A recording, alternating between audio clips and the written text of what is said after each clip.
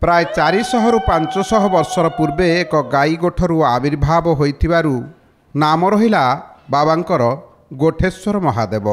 किंबदंती निश्रुत केन्द्रापड़ा जिला राजकनिका ब्लॉक पछपड़ार जमीदार बणुआ स्थान गाई गोठरू गोटे गाई क्षीर न देबारु तदारक पर जना पड़ा एक निर्दिष्ट बणुआ स्थान रे गाई क्षीर झरुछे।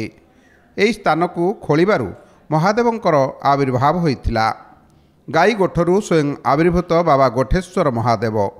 अधिया पड़िले बा मानसिक रखिले निश्चित मनस्कामना पूर्ण हुए। एही स्थान रे एपरि स्वतंत्र अलौकिक महिमा रही बोली कहती ग्रामवासी।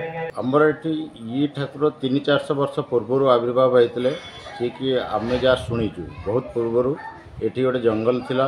जंगल ये गोटे काली गाई बटरपड़ारू आसिक ये शुए। सी जो गाई मालिक तांकर से क्षीर नदबार जाए गोठरू से खोजी खोजी आसबार क्षीर बड़े बड़े तार तले पड़ूला। तेणु से खोलू ठाकुर आविर्भाव होते तापर एमती क्रमे ये ठाकुर को स्थापना करागला।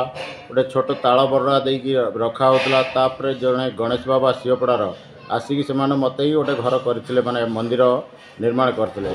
महाविषुव संक्रांति जल छाया शीतल षष्ठी शिव विवाह उत्सव महाशिवरात्रि जागर सहित गोठेश्वर महादेव वार्षिक उत्सव प्रतिवर्ष इंग्राजी फेब्रुआरी मासरे कलश शोभायात्रा और विश्वशांति महायज्ञ महासमारोह अनुष्ठित होता है।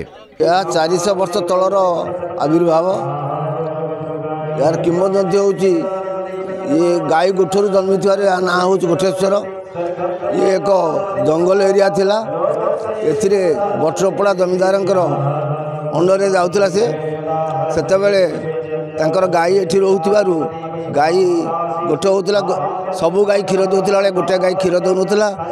तेणु तांकर संदेह होबारु से आसी एठी तदारक करिवारे जे गाईर क्षीर गोटे निर्दिष्ट जगार सबुची बोली देखिथिले। तेणु से सही जगह को खनन करिवारु शिवलिंगर आविर्भाव होइतिला। से शिवलिंग को गाई गोठर जन्मतर तांका ना शिव गोठेश्वर करागला। पाताली शिवलिंग कुड़िया घरू कालक्रमे एक सुंदर कारुकार्यपूर्ण मंदिर रे पूजा पाउछंती।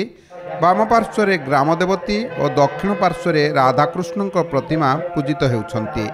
मंदिरर उपर भागरे शिव पार्वती जुगल मूर्ति शोभा पाउछि।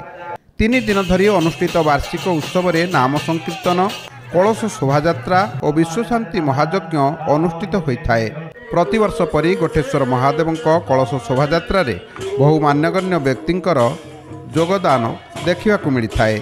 आगपड़ार ग्रामवासी समेत आखपाख अंचल शह शह श्रद्धालु यही वार्षिक उत्सव रे जोग देथिले।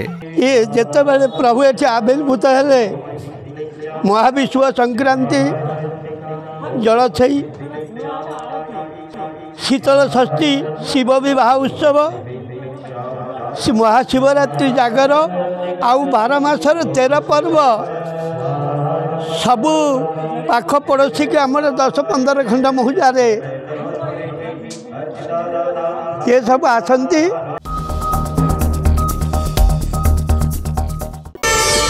प्रार्थना आम आनंदर उत्सव।